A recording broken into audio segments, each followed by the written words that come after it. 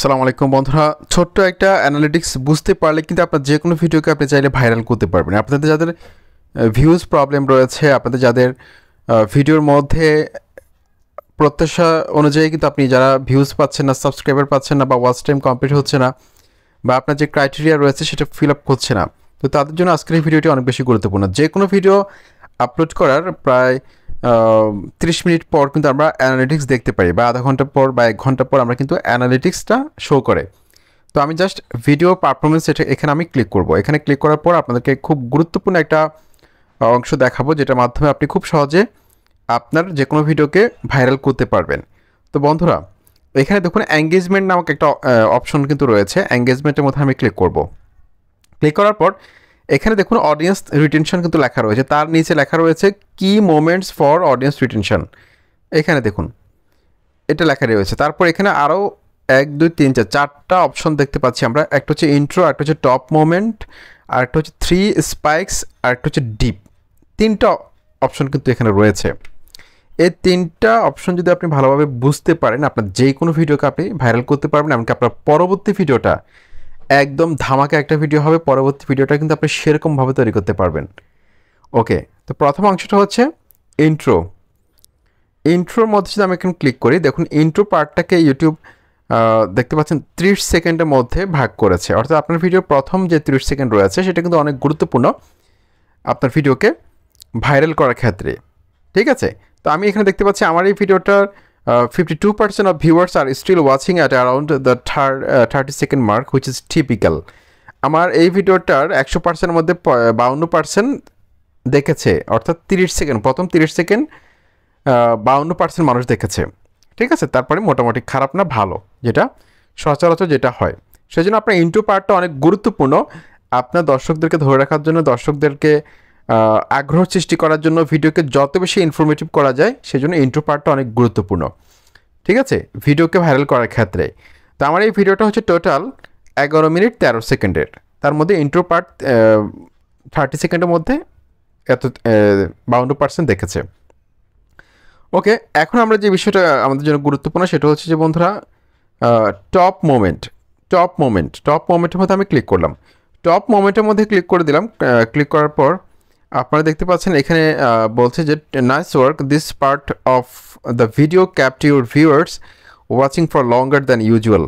অর্থাৎ আগের থেকে অনেক ভালো দেখেছে দর্শকরা আমার এই ভিডিওটার টপ মোমেন্টে, সেটা কিন্তু এখানে বলছে। এখন আমি যদি এখানে গ্রাফের মধ্যে ক্লিক করি, ক্লিক করার পর তারা কিন্তু আমাকে দেখিয়ে দিচ্ছে মানে এই ভিডিওটার কত সেকেন্ড থেকে কত সেকেন্ড সবচেয়ে বেশি দেখেছে টপ মোমেন্ট, সেটা কিন্তু এখানে একটা বার দিয়ে তারা বুঝিয়ে দিচ্ছে। তো আমি এটা কিন্তু সরাতে পারবো। দেখুন এখানে কিন্তু তারা এটা আলাদা করে দিয়েছে। আমি দেখতে পাচ্ছি 1 মিনিট 49 সেকেন্ড থেকে এখানে দেখতে পাচ্ছি 1 মিনিট 49 থেকে 1 মিনিট 49 সেকেন্ড থেকে 3 মিনিট 10 সেকেন্ড পর্যন্ত আমার এই ভিডিওটা সবচেয়ে বেশিক্ষণ দেখেছে, অর্থাৎ টপ মোমেন্ট এই ভিডিওটার। ঠিক আছে, তারপর আমরা দেখতে পাচ্ছি যে গ্রাফটা আস্তে আস্তে নিচের দিকে নেমে যাচ্ছে। খারাপ অবস্থা এই ভিডিওটার, দেখতে পাচ্ছেন গ্রাফটা নিচের দিকে নেমে গেল। মোটামুটি যেই অংশটা আমার এই ভিডিওটার টপ মোমেন্ট, সেটা যদি আমি এখান থেকে প্লে করে চালিয়ে শুনি, সেক্ষেত্রে কিন্তু আমার পরবর্তী ভিডিওটা বানাতে সুবিধা হবে। পরবর্তী ভিডিওটাকে আরও ভালোভাবে আমি শ্যুট করতে পারবো, আমার কোথায় ভুল আছে সেটা আমি ধরতে পারবো। ওকে, আমাদের এই অংশটা কিন্তু আমরা শিখতে পারলাম। এখন আমরা যেটা শিখবো সেটা হচ্ছে 3 স্পাইকস, এটার মধ্যে আমরা ক্লিক করব। এটার মধ্যে ক্লিক করে দেওয়ার পর আমরা এখানে দেখতে পাচ্ছি যে এই ভিডিওটার মধ্যে 3টা জায়গায় স্পাইক রয়েছে। একটা হচ্ছে যে এখানে দেখতে পাচ্ছেন তারা মার্ক করে দিয়েছে এটা এটা এটা, এই 3টা জায়গায়, এমনকি এখানেও মার্ক করে দিয়েছে তারা। ঠিক আছে, এই 3টা অংশের মধ্যে দর্শকরা বারবার দেখেছে, অর্থাৎ একবার দেখার পর এই অংশটা আবার দেখেছে, তারা রিওয়াচিং করেছে, অথবা এই অংশটা তারা শেয়ার করেছে। ঠিক আছে, এখানে কিন্তু লেখা রয়েছে, আমি আপনাকে একটু দেখাই। Spikes appear when more viewers are watching. অনেক দর্শক যখন এই অংশটা দেখে বা রিওয়াচিং বা পুনরায় আবার দেখে অংশটা, or sharing moments of your video, এমনকি আমার এই অংশটাকে তারা শর্ট ভিডিও আকারে যদি শেয়ার করে।